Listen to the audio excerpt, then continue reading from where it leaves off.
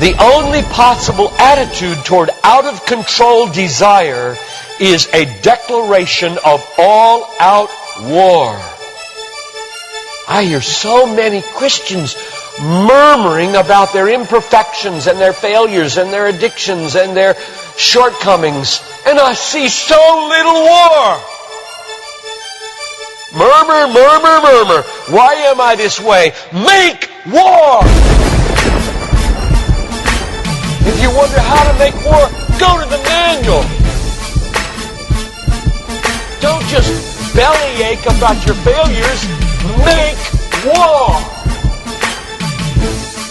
He says, I'm continuing the quote, there is something about war that sharpens the senses. You hear a twig snap or rustling of the leaves and you are in attack mode. Someone coughs and you are ready to pull the trigger. Even after days of little or no sleep, war keeps us vigilant. There is a mean, violent streak to the true Christian life. But now let's very carefully ask, violence against whom? Or what? Not other people. Not other people. Not other people. Not Muslims. Not Hindus. Not Buddhists. Not atheists. Not secularists. Not nominal Christians. Not wives or husband or children or ornery bosses. But on every impulse in our soul to be violent to other people. Violence, a mean streak in Christianity, against our own selves. And all in us that would make peace with sin and a settling in peacetime mindset. We make war on that in us.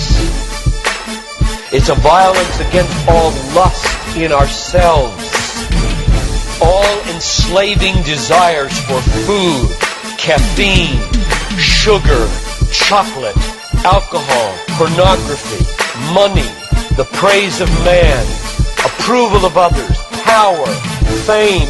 This is our enemy. This is where we make war.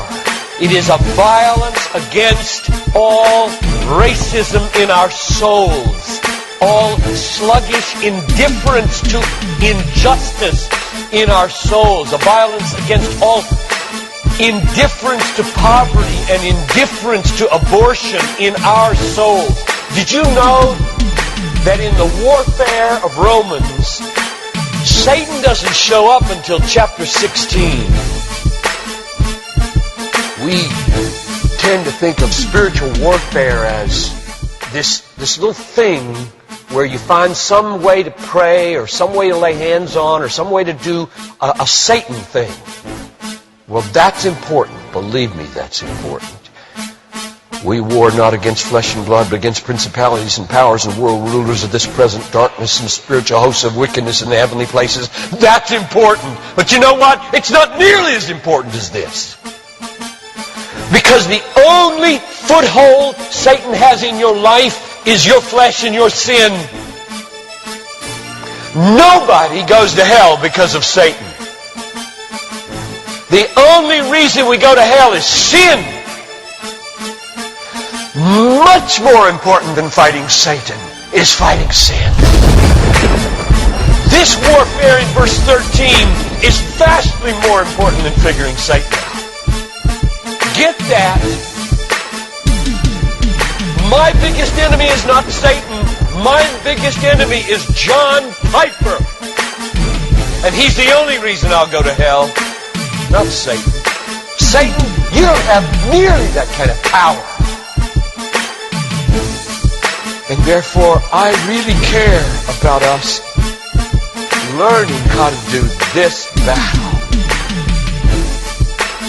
Christianity is not a settle in, live at peace with the world the way it is religion. Like most Christians live their daily lives. Verse 13. If by the Spirit you kill. There's a mean streak in Christianity, and it's not against anybody else but ourselves. In fact, it's against the meanness of ourselves against other people. If you feel like you're a mean person against others, a harsh person, a critical person, you know your problem? You haven't learned to make war. You haven't learned to be mean. You haven't learned to get violent against your violence, against your meanness, against your critical spirit. And you complain of it, talk about it, but have you made war 24/7 against it?